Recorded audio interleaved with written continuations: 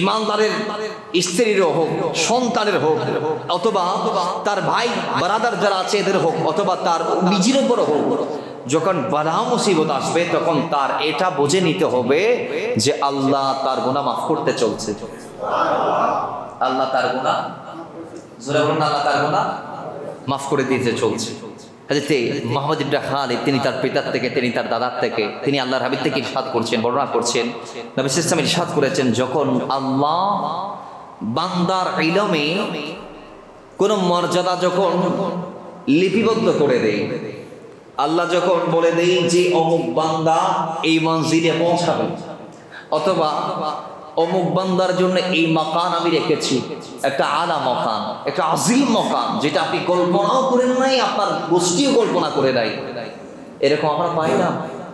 হজুর আইন আইন নিজে না ভাবি, হজুর আইন ফাইন দিয়ে আইন নিজেও কল্পনা না করি, এই ধরনের কোন মাকান আল্লাহ যদি বান্দার জন্য লিপিবদ্ধ করে দেয়, আল্লাহ বান্দার জন্য আজিম কোন দারাজাত যখন লিখে ফেলে, লেখার পরে আল্লাহ যখন দেখে বান্দা আইবের ইন দিবেন লাইবেতে কিছু নাই, বান্দাটা ওই জায়গাটায় যাওয়ার জন্য তার কাছে কোনো আমল নাই, এখন কি হবে?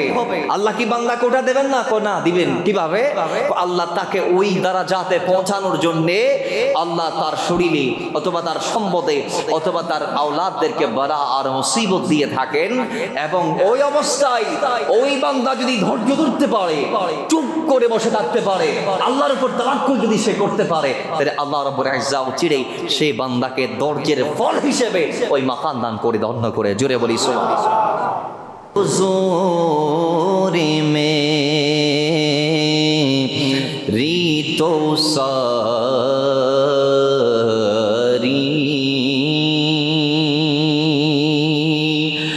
बहारे आप से है, हुजूर में रीतो सारी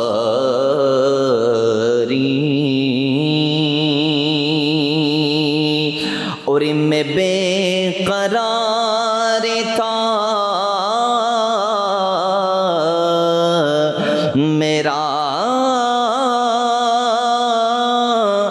करार आपस है,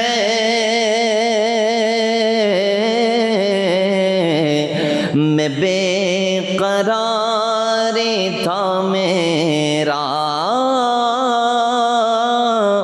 करार आपस है,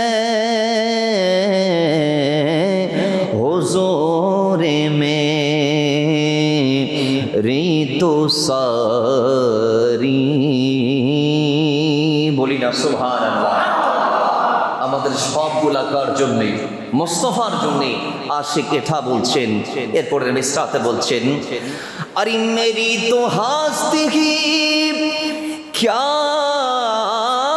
है,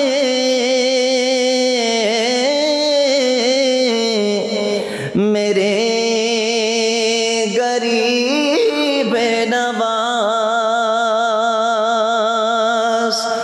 मेरी तो हास्तगी क्या है,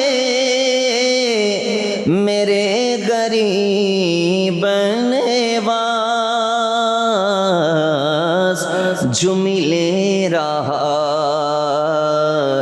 है मुझे सारा, प्यारे आप से है, मैं बेकरार था, मेरा करार आपस है, हुजूर में रीतो सारी। রব্বুল ইজ্জা প্রত্যেক বান্দার গুনাহের কারণে বান্দারে আযাব দেয় না, বান্দা গুনাহ করেছে বিদায় বান্দারে রোগ শোক দেয় না। প্রত্যেকটা রোগ শোক বালা মুসিবত বিপদ আপদ শুধু গুনাহের কারণে নয়, এমন এমন আল্লাহর এই জমিন আপনি যদি হাদিস পাক দেখেন, কোরআন কারীম করেন, আপনি দেখবেন আল্লাহর এই জমিনে অনেক নবী ছিল, যে নবীরা অনেক বড় বড় বিপদ আপদের সম্মুখীন হয়েছে। তো নবীদেরকে কি আল্লাহ গুনাহের কারণে বিপদ দিয়েছেন? জোরে বলেন। নবীদেরকে কি আল্লাহ গুনাহের কারণে কষ্ট দিয়েছেন? নাউযুবিল্লাহি মিন যালিক। না, আহলে সুন্নাহ ওয়াল জামাতের আকীদা হচ্ছে নবীরা, সেটা আমার নবী নয়, প্রত্যেকটা নবী। আমার নবী কি ইমামুল আম্বিয়া, আমার নবীকে রাখলাম, বাকিদেরকে নিলাম। নবীদের ভিতরে একেবারে ছোট যিনি, তিনিও পর্যন্ত নবুয়তের আগে এবং পরে গুনাহ করতে পারে। জোরে বলে গুনাহ করতে পারে। এটা হচ্ছে আহলে সুন্নাহ ওয়াল জামাতের আকীদা। তো তোর মধ্যে আমরা দেখছি নবী আইয়ুব আলাইহিস সালাতু ওয়াস সালাম, তাকে আল্লাহ রোগ দিয়েছে, সুখ দিয়েছে। আজকে আমরা আইয়ুব নবীর ওয়াকিয়াগুলো বলবো না, আমরা আগামী জুমাতে আইয়ুব নবীর জীবনীটা পুরো বলবো।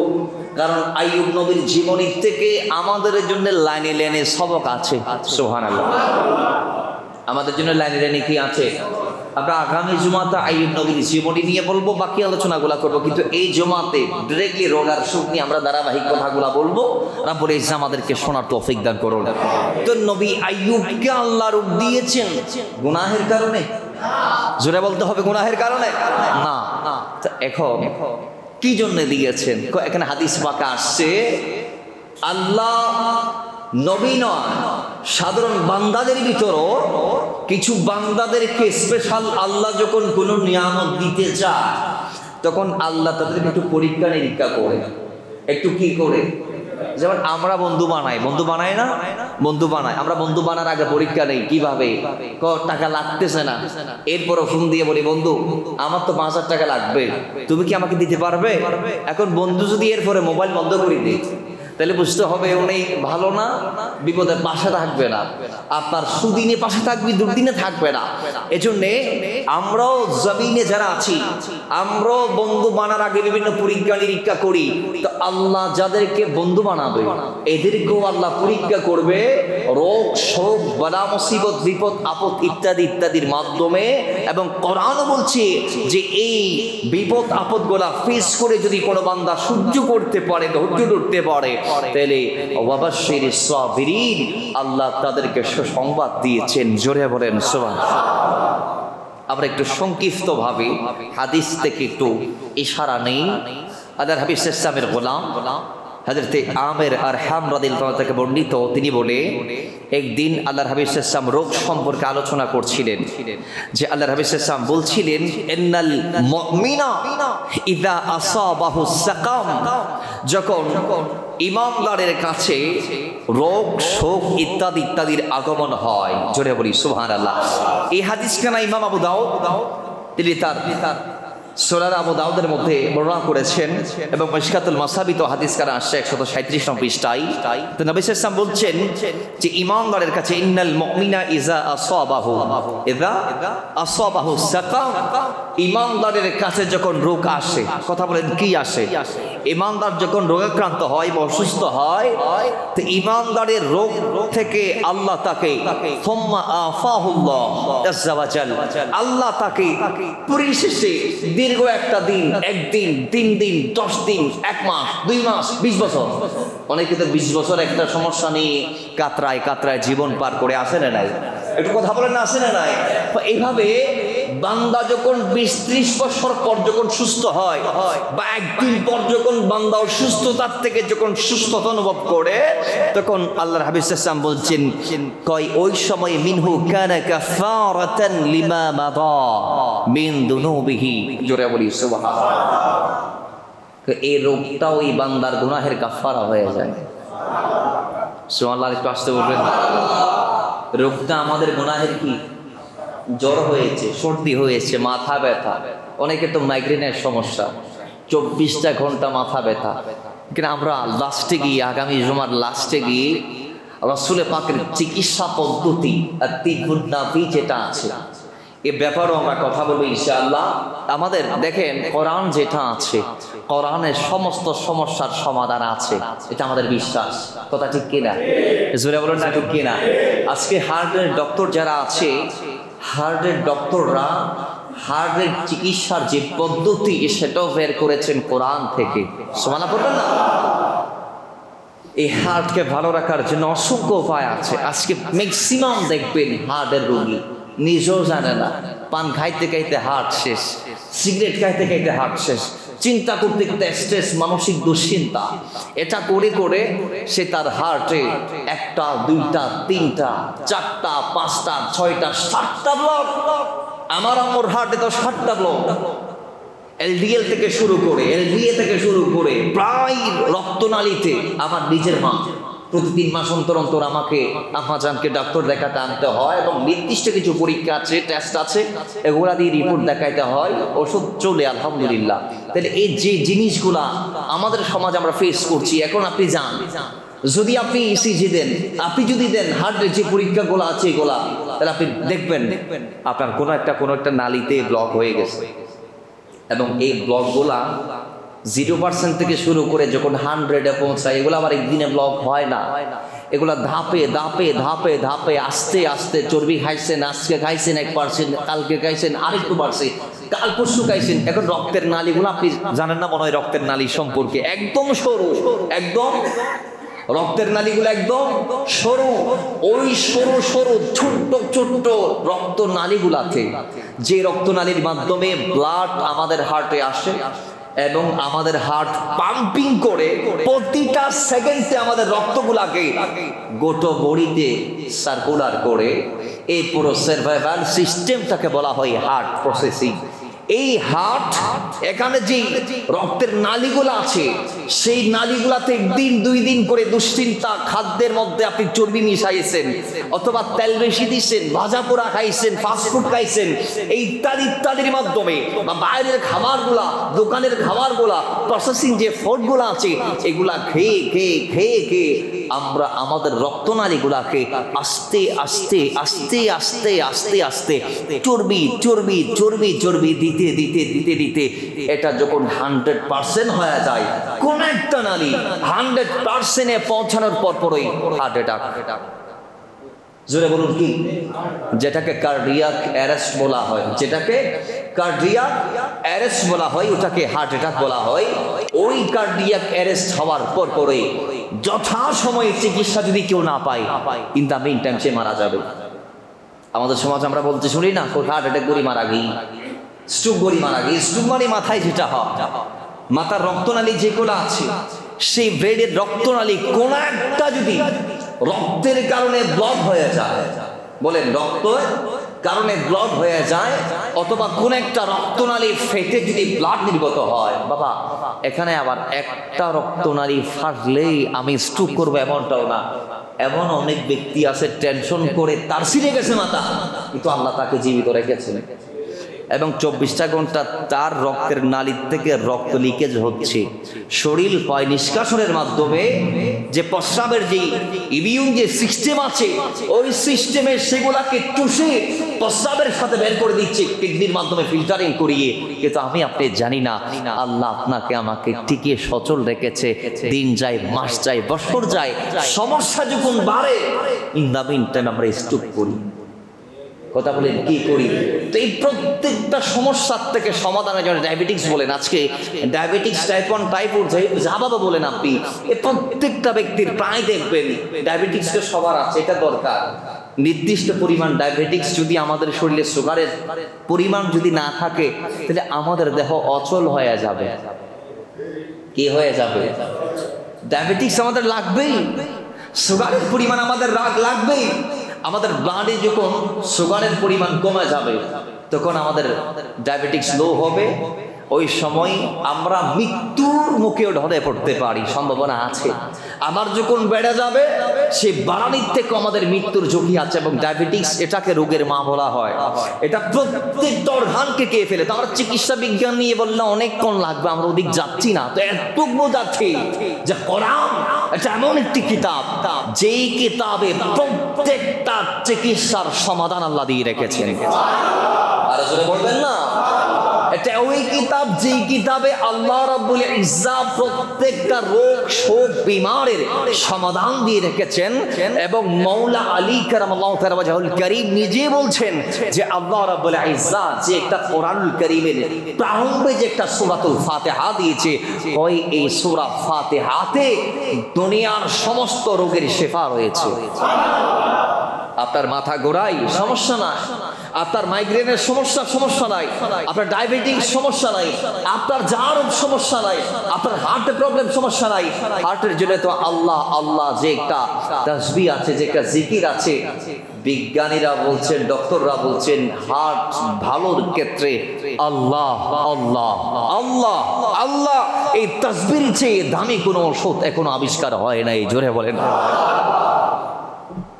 আপনি বাইপাস করাবেন, পুরো নলিকে কেটে পায়ের থেকে আরেকটা রড নিয়ে আপনি বসাই দিবেন, তাও ডায়াবেটিস থাকলে সেটাও ব্লক হওয়ার সম্ভাবনা আছে। আপনি রিং পরাবেন হার্টে, কয়টাও সমস্যার সমাধান নয়। আজকে রিং পরাইছেন 3-4 লাখ 5 লাখ খরচ করে, আগামীকালকে ডায়াবেটিস আবার বাড়লে আবার আপনার হার্টে ব্লকেজ হওয়ার সম্ভাবনা আছে। বিদায় ডক্টর আবিষ্কার করেছেন হার্টের এই যে চিকিৎসা, এখানে অনেক কিছু আছে। যেমন হার্ট ভালো করার জন্য সর্বপ্রথম আপনাকে যেটা ভালো করে করতে হবে সেটা হচ্ছে আপনার মন মানসিকতার থেকে দুনিয়াবি যত চিন্তা আছে। বাবা, আমাদের কিন্তু চিন্তা ঘুমাইতে দেয় না। স্ত্রীর চিন্তা, ছেলের চিন্তা, মেয়ের চিন্তা, সমাজের চিন্তা, অর্থের চিন্তা, চাকরির চিন্তা, ব্যবসার চিন্তা। দুনিয়াতে আমরা ওই ব্যক্তি যারা আল্লাহ আমাদেরকে রিজিক বানার আগেও লিখে দেওয়ার পরেও আল্লাহ আমাদেরকে বানাই নাই, রিজিক বানিয়ে ফেলেছে আমাদের। শনিবার কি খাবো, রবিবার কি খাবো, সোমবার কি খাবো, মঙ্গলবার কি খাবো। যে মানুষ এই ছোট্ট একটা পেট নিয়ে দুনিয়াতে জন্মাইছে, এই মানুষ পেটকে ভরার জন্য, উদর পূর্তি করার জন্য এত বেশি চিন্তা করে, যার দরুন সে ওই উদর পূর্তির জন্য সে হালালকে হালাল মনে করে না, হারামকে হারাম মনে করে না। বাস বিচার ছাড়া সে অন্যায় ভাবে উপার্জন করে হারাম খায়। কথা বলেন ঠিক কিনা? এই মানুষগুলো, অথচ আল্লাহ একজন নীল তিমিকে যে পেট দিয়েছে, নীল তিমি, একটা নীল তিমির জিহ্বা হচ্ছে আফ্রিকার যে হাতিগুলো আছে বড় বড়, সেই হাতিগুলোর সাইজের পরিমাণ। একটা নীল তিমি এত বড় লম্বা, বড় বড় জাহাজের সাথে ধাক্কা খেলে জাহাজের অবস্থা ভিন্ন রকম হয়ে যায়। এত বড় বড় সৃষ্টি আল্লাহর এই জগতে আছে, এরপরেও এই সৃষ্টি জগতের বিশাল দেহের প্রাণী নীল তিমি, ব্লু হোয়েল যাকে বলা হয়, একদিনে 33 কোটি যিনি ক্রিল মাছ খায়। সুবহানাল্লাহ বলবেন না? 33 কোটি নয়, 34 লাখ, 3.4 মিলিয়ন, 34 লাখ ক্রিল মাছ। এটা হচ্ছে অনেকটা চিংড়ি মাছের মতো একটা মাছ। তো একটা নীল তিমিকে দৈনিক বলেন প্রতিদিন 34 লাখ মাছ খাইতে হয়, ক্রিল মাছ। কথা বলেন কি মাছ? ক্রিল মাছ। 34 লক্ষ। এত বড় প্রাণী এটা চিন্তা করে না, এবার আল্লাহ খাওয়াই ফেলার। আর আয়নে দু চিংড়ি মাছ খাইলে আয়রনের ফ্যাট পড়ি যায়। কথা ঠিক না বেটি? এবার 34 লাখ লাগিবে দৈনিক, কিন্তু অনেকতে আনতে এনসুরো ফ্যাট দু চিংড়ি দিলে আর ফ্যাট ওদের পড়তে হয়ে যায়। এরপরও আমরা কত চিন্তা করি রিজিক নিয়ে, হালালকে হালালই মনে করি না, হারামকে হারাম বলে মানি না। যেমন চাই তা খাই, যেভাবে মন চাই জীবন ধারণ করি। এটা বলুন, এই হারামকে উদর পূর্ত করে আমরা মূলত আমাদের জিসিমটাকে, বড়িটাকে অচল করে দিচ্ছি। কথা বলেন ঠিক কিনা? এই জন্য আজকে রোগ সুখ বেড়েছে এবং খাবারের একটা লিমিটেশন দরকার। আমরা আগামী জুমাতে বলবো তিব্বুন নবী নবীর চিকিৎসা পদ্ধতি এবং সুস্থ থাকার জন্য সর্বপ্রথম যেটা, সেটা হচ্ছে অল্প খাওয়া। কি খাওয়া? যেটা বলুন কি খাওয়া? অল্প খান, সেটা হালাল খান, সেখানে আল্লাহ বারাকা দিবে। রাসূল পাক সাল্লাল্লাহু আলাইহি ওয়াসাল্লাম বলেছেন, তুমি তোমার পেটকে 3 ভাগ করো, সেখান থেকে 1 ভাগকে তুমি খাবার দিয়ে পরিপূর্ণ করো, দ্বিতীয় ভাগটাকে তুমি পানি দিয়ে পরিপূর্ণ করো, তৃতীয় ভাগটাকে তুমি আল্লাহর জন্য রাখো।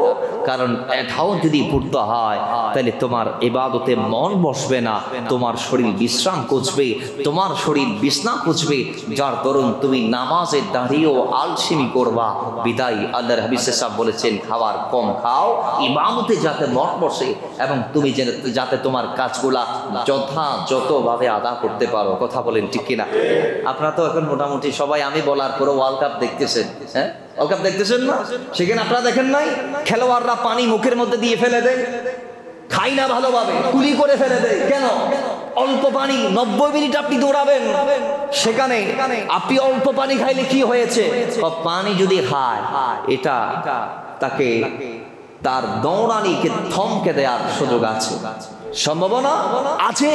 বিদায় অনেকে একটু খায় কুলি করে, আবার অনেকে কুলির মাধ্যমে শেষ করে পানি পেটে যাইতে। তার মানে কি বুঝলেন? খাইলে মানুষ বাঁচে না, খাইলে মানুষের আয়ু বাড়ে না, আবার না খেলেও মানুষ মরে না এমনটাও নয়। খাওয়া মানুষের জীবন বাঁচায়, খাওয়া মানুষকে মৃত্যুর মুখে ঠেলেও দেয়। কথা ঠিক কি না? এই জন্য খাওয়ার প্রসেস আমাদেরকে অবলম্বন করতে হলে সুন্নাহ যে প্রসেস আছে সেটা মানার দরকার আছে। এটাই একটু জোরে বলি, আছে না নাই? এটা মানলে আমরা আমাদেরকে সেভ করতে পারবো। হাদিসে পাকের এলান 1400 বছর আগে আল্লাহর হাবিব সাল্লাল্লাহু আলাইহি ওয়াসাল্লাম এলান দিয়ে গিয়েছেন। তা আমরা যারা মানতে পেরেছি আমরা সফল হয়েছি, যারা মানতে পারেন নাই তারা বিফল হচ্ছেন। কথা বলেন ঠিক কি না? এবং আগামীর পৃথিবীতে আপনি দেখবেন মেডিকেল সায়েন্সের যত অগ্রযাত্রা হচ্ছে, দিন দিন বিধর্মীরাও সুন্নাহর দিকে ঝুঁকতেছে। কথা ঠিক কিনা? বিধর্মীরা এরা নিজেরা না জেনে সুন্নাত আদা করতেছে। এখন আপনি দেখবেন প্রায় ডক্টররা বলছে, যারা হার্ট নিয়ে গবেষণা করছে, কয় হার্টকে যদি সচল রাখতে চান, আপনার বডির ইমিউন যে সিস্টেম আছে ওটাকে যদি আপনি ফুল একেবারে স্ট্রং করতে চান, তাহলে আপনি একটা কাজ করবেন। সেটা কি? আপনি আপনার শরীরকে অর্ধবেলা অনাহারে রাখবেন, অর্ধাহারে রাখবেন, একেবারে একবেলা অনাহারে রাখবেন। আপনি যদি ফাস্টিং করেন, আপনি যদি দেরি করে খাবার খান, তাহলে আপনার শরীর অটোমেটিক তার ভিতর যে জংগুলা ধরেছে সেগুলাকে সে খেয়ে ধুয়ে মুছে সাফ করে বের করে দিবে। জোরে বলেন সুবহানাল্লাহ। এটাকে আমরা রোজা বলি, এটাকে আমরা কি বলি? আমরা 12-13 ঘন্টা ফাস্টিং করি, না খেয়ে থাকি, 14 ঘন্টা 15 ঘন্টা 16 ঘন্টা রোজা হয়, হয় কি হয় না? কেন আস্তে খন্ড বা হয় না? নয়। এই সিস্টেম গুলার দিকে আজকে বিজ্ঞানও ঝুঁকছে। আপনি যদি আপনাকে, আর আমাদের সমাজে এমন অনেক ব্যক্তি আছে যারা প্রত্যেক বৃহস্পতিবারে রোজা রাখে, প্রত্যেক সোমবারে রোজা রাখে, নবীর সুন্নাহ আদা করে, আসে না নাই? এবং অনেক ব্যক্তি আছে যারা আইয়ামে 20-এর রোজাগুলাকে বাদ দেই না, প্রত্যেক যাদের 13, 14, 15, 13, 14, 15 অনেক ব্যক্তি আছে প্রত্যেকটা শুক্রবারে রোজা রাখে, আসে না নাই?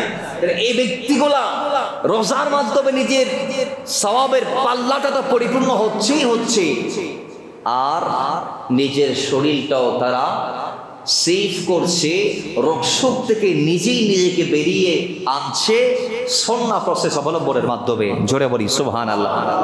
এবং নবী ইসলাম যে সকালবেলা নামাজ পড়তে আমাদেরকে বলেছেন, আপনি অবাক হবেন, আপনি যখন ফজরের টাইমে উঠে মসজিদে কদম দিয়ে দিয়ে হেঁটে আসবেন এবং হেঁটে এখান থেকে যাবেন, আল্লাহর যে বাতাস, এই বাতাস আপনার গায়ে লাগলে এটা তো আপনার রোগের জন্য শিফা হবেই হবে।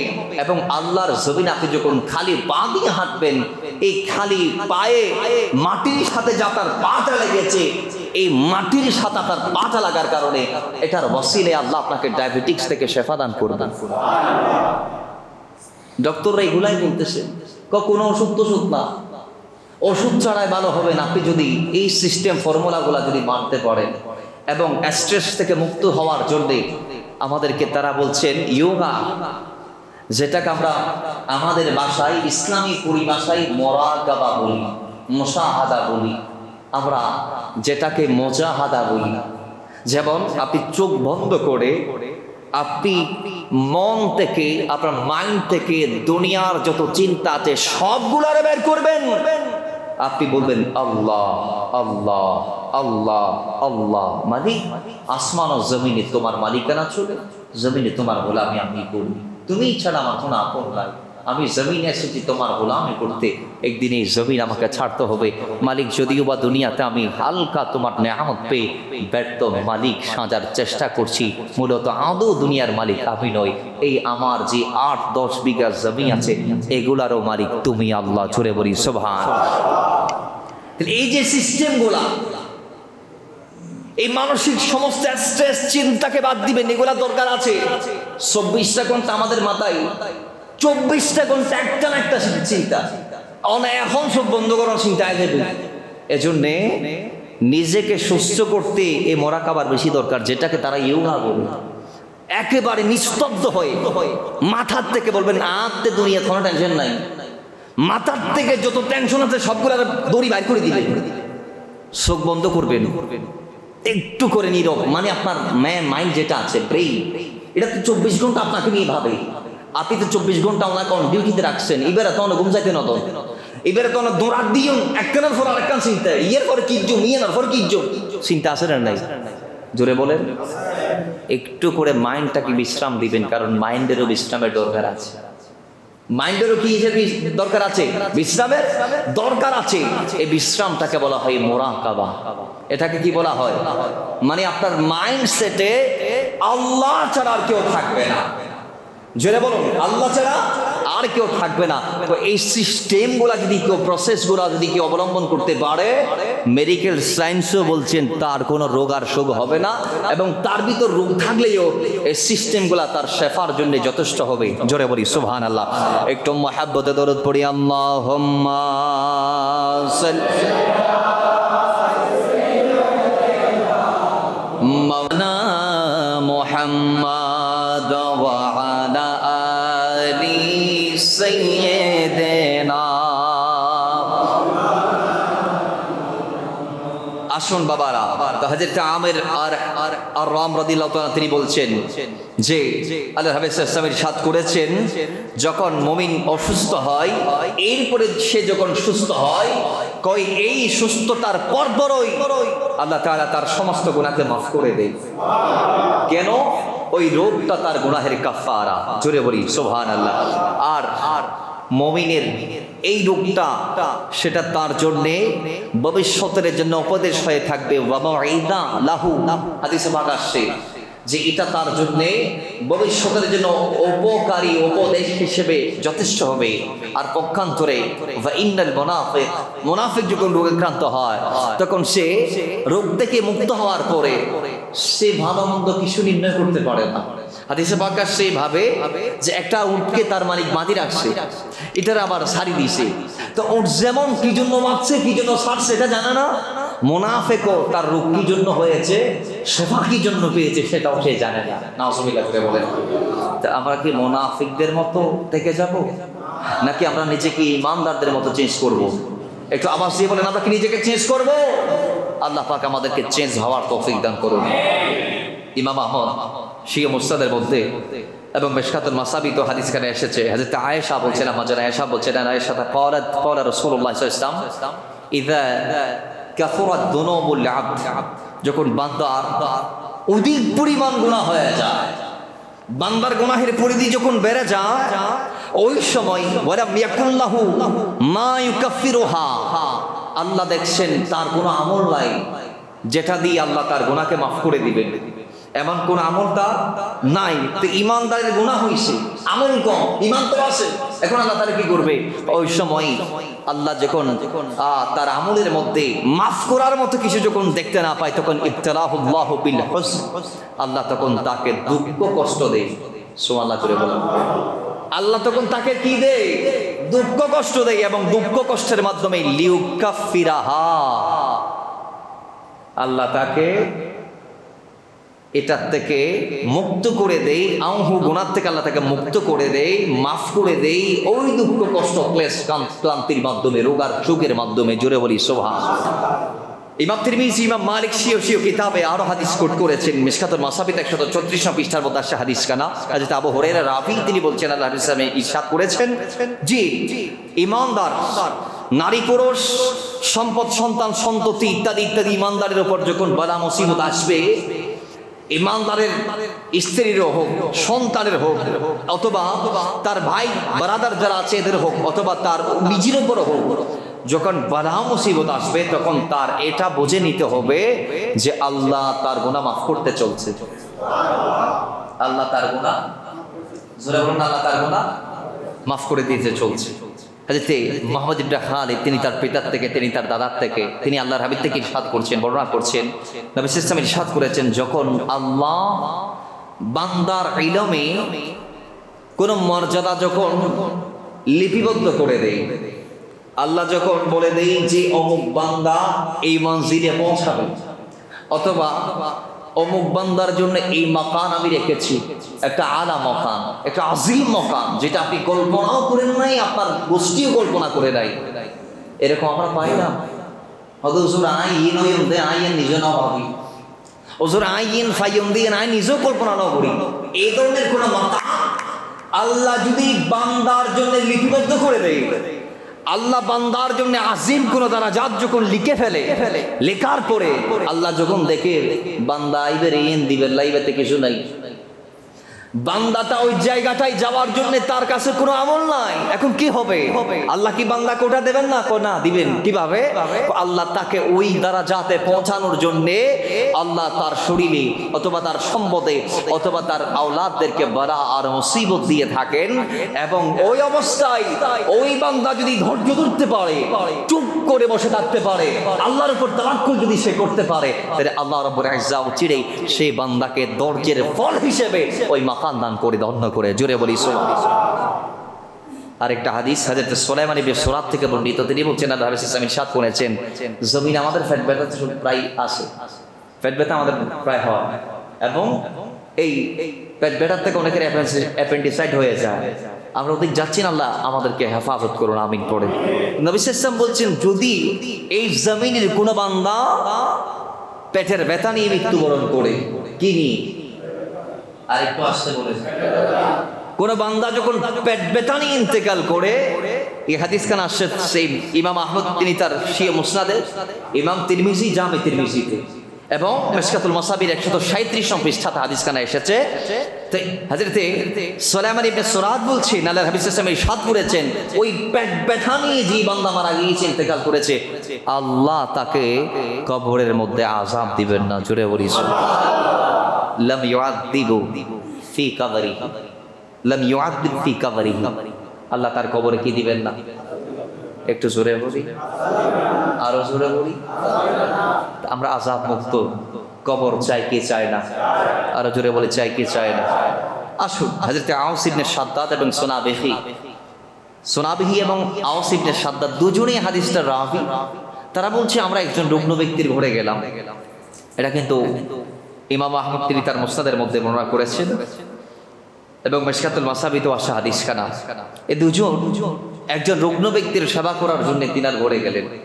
যাওয়ার পর তাকে বললেন, কি অবস্থা তোমার, কেমন আছো, অথবা তোমার সকাল কিভাবে কেটেছে? তখন সে উত্তরে বলছে, আরে বাবা, আমাদের এখানে আমি দেখছি ম্যাক্সিমাম বাঁশখালীতে গিয়ে যখন কেউ জিজ্ঞেস করতেছে বাবা কি অবস্থা, হলো মারে ঘর বাড়ি ভাই কি শেষ, ছিটু কি শেষ, ব্যাগিং শেষ, এত নাফরমানি। দেখেন, এটা ঠিক না, এটা ঠিক না, এটা তো আল্লাহর নাফরমানি হয়ে যাচ্ছে, আপনার জান তো এখনো আছে। তো সুনাবিহি বলছেন, ইবনে শাদ্দাদ, আওস ইবনে শাদ্দাদও বলছেন, ওই ব্যক্তিকে যার সেবা করার জন্য গেছে তাকে মেডিকেলে যান, আপনি দেখবেন রোগীর ভাইয়ের থেকে যদি জিজ্ঞেস করেন কেমন আছেন, ইতে তাজে রোগ নয়, কত বাজে মরি যায়, কিন্তু ভাই হাসপাতালও এর ঘুম নাই, খানা নাই, বিনা নাই, বন্য বাড়ি তাতে ঘুম জানি না, ইত্যাদি ইত্যাদি। আমি ছিলাম আমার মেয়েকে নিয়ে, আমি জানি এই অবস্থা। কিরে ভাই, এগুলো তো নাফরমানি। আর রোগীরে বললে ও তো মারাই গেছে, ওর জীবন আর দুনিয়াতে নাই, রোগী বলতে চাইতে মরি কি করি। আল্লাহর উপর তাওয়াক্কুল করার সুযোগ এদের নাই। দেখেন, আল্লাহর উপর যদি তাওয়াক্কুলটা করতে পারে, আল্লাহ তাকে এই জীবনের পরে আরেকটা নতুন জীবন দান করবে, যেভাবে আইয়ুব নবীকে দিয়েছিল আল্লাহ। আমরা আগামী জুমাতে এগুলো বলবো ইনশাআল্লাহ, আপনাদের পরিবর্তনের জন্য। আসুন, তো ওই ব্যক্তি বলছে যে মৃত্যুর সাথে পাঞ্জা লড়ছে, ওই ব্যক্তি বলছে যে আলহামদুলিল্লাহ, আমি আল্লাহর নিয়ামতের উপর সকাল কুরবান করেছি। আমি আল্লাহর নিয়ামতের উপর সকাল কাটিয়েছি। তো সাদ্দাত বলছে সুসংবাদ তোমার জন্য যে আল্লাহ তোমার ভুল ত্রুটি মার্জনা করে দিয়েছেন। কারণ রাসূল সাল্লাল্লাহু আলাইহি ওয়াসাল্লামকে আমি বলতে শুনেছি, যখন আল্লাহ কোনো মুমিনকে রোগে দেয়, রোগাক্রান্ত করে, আক্রান্ত হওয়ার সত্ত্বেও ওই বান্দা যখন আল্লাহর নিয়ামতের প্রশংসা করে, তাকে আল্লাহ বিছনা থেকে গুনাহমুক্ত করে তুলে। জোরে বলি সুবহানাল্লাহ। এবং সে দুনিয়াতে এমন মাসুম হয়ে যায়, মায়ের পেট থেকে যেভাবে সে মাসুম হয়ে এসেছে সেরকম মাসুম হয়ে যায়। এখানে আমি তৈয়ব শাহ হুজুর কিবলার একটা কারামাত বলতে পারি। তৈয়ব শাহ হুজুর অনেক বড় রোগী ছিলেন, জীবনের শেষ পর্যায়ে এসে গাউসিয়া কমিটি বাংলাদেশের যিনি ফাউন্ডার হুজুর কিবলা আলম, তিনাকে জিজ্ঞেস করা হলো হুজুর কেমন আছেন?